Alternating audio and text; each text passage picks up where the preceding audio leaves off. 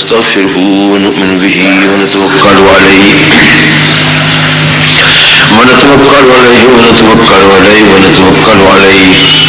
ونشهد أن لا إله إلا الله وحده لا شريك له أزلي أبدي دهري ديمومي لا أول له ولا آخر له ونشهد أن سيدنا وسندنا ومدتنا ومعتمدنا وغوثنا وغياثنا ومغيثنا وغيثنا عوننا وعياننا ومعيننا وعيننا مطلوبنا ومصحوبنا ومرغوبنا ومحبوبنا آلانا وأولانا مأوانا وملجأنا محمدا عبده ورسوله أما بعد فأعوذ بالله من الشيطان الرجيم بسم الله الرحمن الرحيم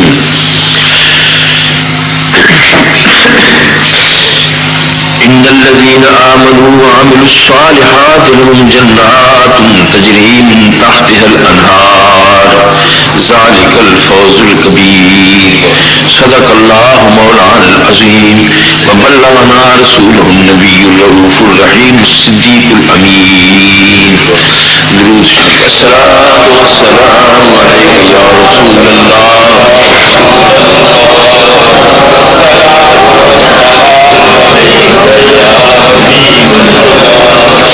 اللہ تعالی جل مجدہ کی حمد و ثنا حضور سید عالم صلی اللہ تعالی علیہ وبارک وسلم کی ذات بابرکات پر ہدیہ درود و سلام کے بعد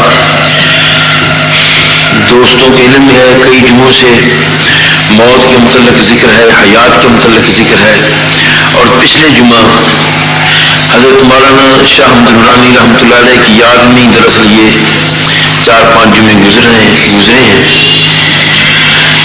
پچھلے جمعے یاد ہوگا کہ برزخ کے متعلق ذکر کیا تھا۔ برزخ ایک جہان ہے، جیسے یہ خلق جہان ہے ایسے برزخ جہان ہے۔ جیسے یہاں کی آبادی معاملات مسائل ہیں، وہاں کے مسائل ہیں، معاملات ہیں۔ حضور صلی اللہ علیہ وسلم نے برزخ کا مشاہدہ فرمایا، اور وہ لوگ جو عذاب میں مبتلا تھے انہیں دیکھا۔ جبریل علیہ السلام نے عذاب میں مبتلا لوگوں کی تشریح کی کہ حضور یہ فلاں وجہ سے اسے عذاب ہے، فلاں وجہ سے عذاب ہے۔ اب چونکہ حشر برزخ میں عذاب کی کئی قسموں کا ذکر ہوا گزشتہ جمعہ، اب اس عنوان پر یہ آخری باتیں ہیں جمعہ کی۔ اب آخرت کے معاملہ میں برزخ کے عذاب سے، آخرت کے عذاب سے جب میرا آپ کا عقیدہ ہے، ایمان ہے، ہم مسلمان لوگ ہیں اور اس پر عقیدہ ہے کہ موت یقینی ہے، اس پر عقیدہ ہے کہ حیات ہے، اس پر عقیدہ ہے کہ قبر ہے، حشر ہے، نشر ہے، برزخ ہے، جہنم ہے، جنت ہے۔ چونکہ یہ عقائد میں باتیں شامل ہیں اس لیے ہمیں ان پر، آخرت پر اور برزخ پر بھی توجہ کرنی چاہیے۔ گناہوں سے بچنے کے لیے قیامت ایمانداروں کے لیے جنت ہے اور کفار مشرکین گناہ گاروں کے لیے جہنم ہے۔ اب جنت کس طرح حاصل ہو؟ قرآن مقدس نے فرمایا وہ لوگ جو ایمان لے آئے اور انہوں نے اچھے بھی کام کیے، کام بھی اچھے کیے، لہم جنات تجری من تحتها الانہار، ان لوگوں کے لیے قیامت کے دن باغات ہیں جو ایمان لائے اور ایمان لانے کے ساتھ ان کا دوسرا کام عمل کا ہے، عمل بھی اچھے ہیں۔ ایسا ہو سکتا ہے کہ ایماندار تو ہے، میں ایمان تو لے آیا مگر میرا کردار گندا ہے، میرا عمل ردی ہے، اور یہ بھی ہو سکتا ہے کہ میرا عمل ہو مگر ایمان نہ ہو معاذ اللہ. جنت کے حاصل کرنے کے لیے، جنت کے حصول کے لیے رب کائنات نے دو چیزوں کا ذکر فرمایا، آمنو وعملوا الصالحات. پہلی بات ایمان ہے اور دوسری بات عمل صالح ہے. یوں سمجھ لیجیے اس مسئلے کو، ایمان ایک بنیاد ہے، ایمان بنیاد ہے، اور جتنی بنیاد مضبوط ہوگی اس کے اوپر دیوار بھی مضبوط ہی چلی جائے گی. جتنی بنیاد کمزور ہوگی اوپر اگر سیمنٹڈ بھی ہو جائے تو کوئی معنی نہیں رکھتا. بنیاد جو کمزور ہے، کچی اینٹوں کی بنیاد ہے، اوپر پتھر رکھنا شروع کر دیتے ہیں تو کوئی معنی نہیں. میری پہلی بنیاد دین کی ایمان ہے، ایمان پختہ ہے، ایمان مضبوط ہے، وہ سیمنٹڈ بنیادیں ہیں. تو پھر اوپر خدا خواستہ میری عمل کی دیوار، وہ دیوار عمل کی ہے، میری عمل کی دیوار اگر کمزور بھی ہوگی تو گزارا ہوگا، گزارا ہو جائے گا. اس لیے کہ بنیاد مضبوط ہے. اگر سیلاب آیا ہے، طغیانی آئی ہے، میری دیوار کی جڑوں میں پانی چلا گیا ہے تو خیر ہے، اس لیے کہ مضبوط جو ہے، سیمنٹڈ بنیاد ہے، باہر کا پانی میری بنیاد کو توڑ نہیں سکے گا. اس لیے اس کے اوپر جو کچی بنیاد ہے، تعمیر ہے، عمارت ہے دیوار کی، وہ بھی بچ جائے گی. مگر یہ نہیں ہو سکتا کہ بنیاد کچی ہو اور اس کے اوپر پکی اینٹیں لگا دی جائے دیوار پر تو پانی سیلاب آئے اور وہ بچ جائے، ایسا نہیں ہوگا کیونکہ بنیاد کمزور ہے. اس لیے پانی بنیادوں میں پڑ گیا تو بنیاد بیٹھ جائے گی، اوپر کی پختہ عمارت دھڑام کر کے گر جائے گی، اس کی کوئی حیثیت نہیں. قرآن مقدس نے پہلی بات بنیاد کی ہے کہ اپنی بنیاد کو مضبوط کرو. اللہ کے ساتھ ایمان، رسول اللہ کے ساتھ ایمان، حشر نشر جنت دوزخ پر یقین، قبر پر یقین، حشر پر یقین، برزخ پر یقین. پہلے یہ ضروری ہے اور پھر آگے اگر بنیاد مضبوط ہے تو معاملات ٹھیک ہو جائیں گے.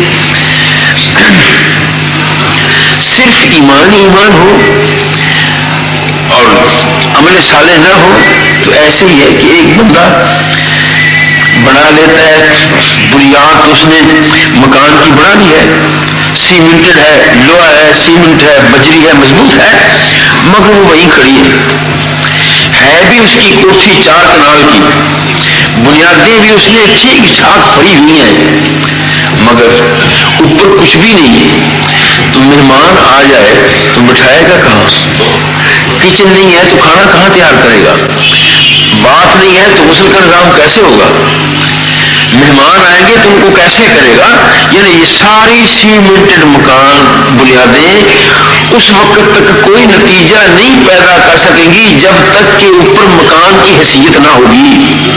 مکان میں بنا لوں گا، بنیادیں ہوں گی، چھت ڈال دی جائے گی، آنے والوں کے لیے، کھانے والوں کے لیے، بیٹھنے والوں کے لیے، سونے والوں کے لیے آرام جہاں ہوگا. تو پہلی بات بیٹے ان الذین آمنوا ہے، ایمان والے. اور آگے فرمایا وعملوا الصالحات، اور انہوں نے کام بھی اچھے کیے. یہ دوسرا پہلو ہے. لازم ایمان کے ساتھ جنت حاصل کرنے کے لیے ایمان کے ساتھ عمل صالح کی شدید ضرورت ہے، جو اکثر بیشتر ہم میں نہیں پایا جاتا. میرا کردار اچھا نہیں، میری گفتگو اچھی نہیں، میرا لین دین اچھا نہیں، میرے تعلقات اچھے نہیں، میرے معاملات کاروباری کو اچھے نہیں، میری دکانداری اچھی نہیں. یہ سارے عمل کے اندر چیزیں آتی ہیں. ان اعمال کا بھی مجھے خیال کرنا ہوگا. جب یہ دونوں باتیں درست ہوں گی تو فرمایا لہم جنات تجری من تحتها الانہار. پہلے یہ دونوں باتیں ٹھیک کرو، اس کے بعد جنت عطا کر دوں گا. ایمان اور عمل دو باتیں. دوسرے لفظوں میں یہ اور زیادہ بات یوں سمجھا جائے گی کہ ایمان اور عمل کا فرق کیا ہے. یہ کیوں دو چیزیں قرآن مقدس نے بیان کی کہ تیرے برزخ کے لیے اچھا ہونے کے لیے، تیری آخرت اچھا ہونے کے لیے ایمان اور عمل صالح ضروری ہے.